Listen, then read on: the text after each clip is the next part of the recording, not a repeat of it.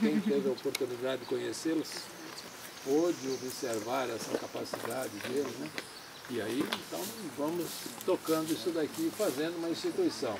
Well, here in Brazil we have the larger biodiversity of primates in the world, and many of them are threatened of extinction, and some of these species are maintained in captivity, including the lion tamarins, sanguineous bicolor.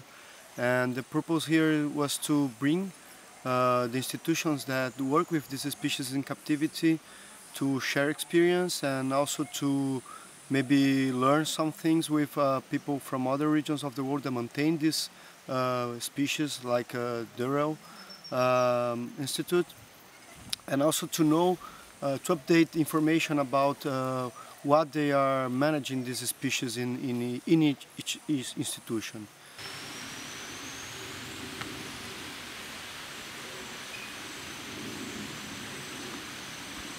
Well, the CPRG is an institution that works with the, in conservation in Brazilian primate species of, and mainly endangered species. And for studies, we need to know about the anatomy, about the nutritional, about the reproduction, about the pathologies, mainly about the environmental. This is what we have in mind to do for the species in Brazil. This is what we have been done for a long time at CPRG.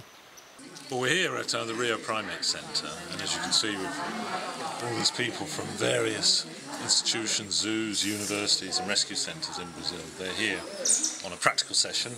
This particular part of today is enrichment, and this is part of course we're running on husbandry in Brazil, in particular marmoset and tamarin husbandry. This is the second day, and this is where we're actually getting people stuck in the cages to actually change the environment that the marmosets and tamarins live in. The reason we decided to run this course here in Brazil is that here there are no sustainable populations of tamarins in captivity, and this is something that we're desperate to try and change.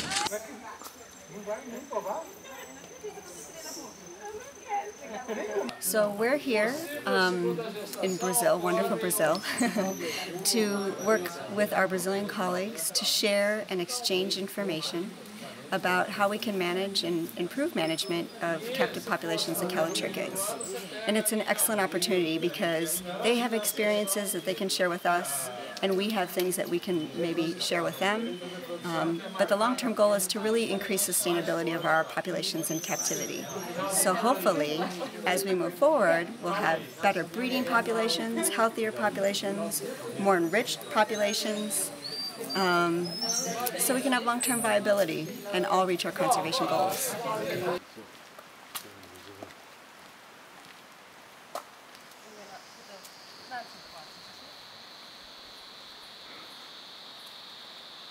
We are in day 2 of the course.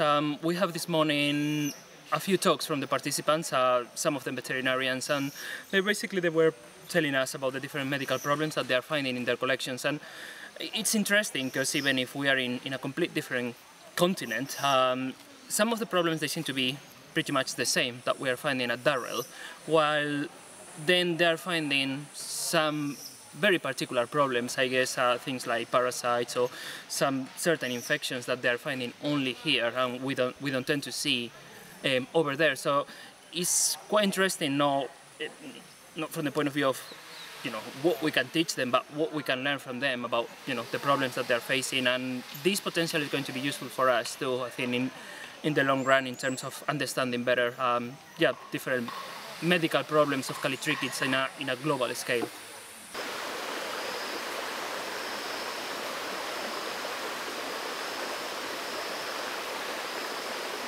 Well, this morning we had a lecture on enrichment, giving them some good ideas on how to improve the well-being of their animals. So today we're out here and we've collected stuff from around the park, bromeliads and bamboo sticks and leaves and branches. And what we're hoping is that the groups of the team members are going to be able to think of some novel ideas to make and build enrichment devices for some of the groups that we have. Here, some golden head families and tricolour. And then once we've made them, we'll put them in and see how the groups respond, whether they have an initial novel object behaviour, or if they just go straight in and, oh, thank you, Dom. Enrichment. Yeah. So that's what we're hoping for. Perfect. So yesterday we put in some enrichment for the animals, and it's been fun to watch them sort of interact with their new habitat and these new things that we've been putting in there. Today we're back to do some observations. So what the participants are doing is they're doing some observations before we put in enrichment.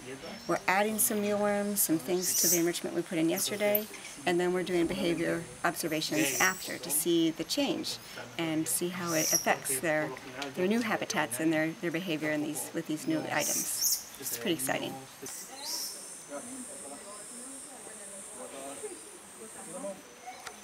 Well, I hope they live here with much information about how to improve the management of these species in captivity, and also to know each other and maybe work together, create this network between the institutions maintaining these species here in Brazil, and, well, improving this management to help the conservation of these species.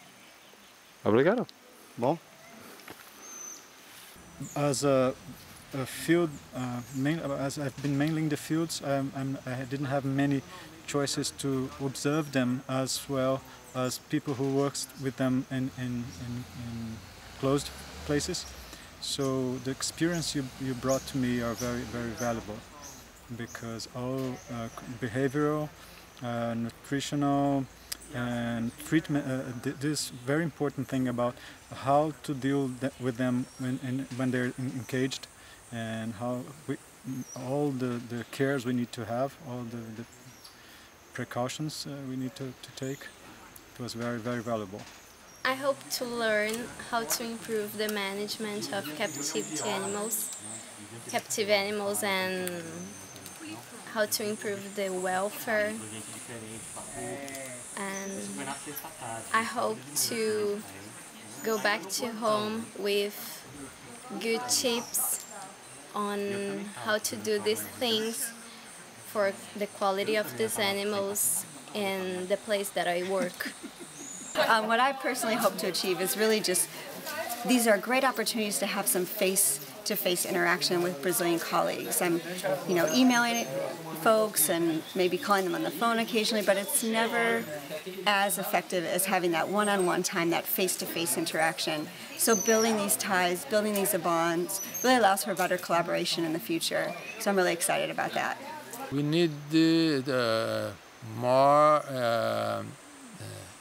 knowledge about how to managing the species, and we need to put peoples and institutions working together in order to improve our capacity to help the animals and the environmental.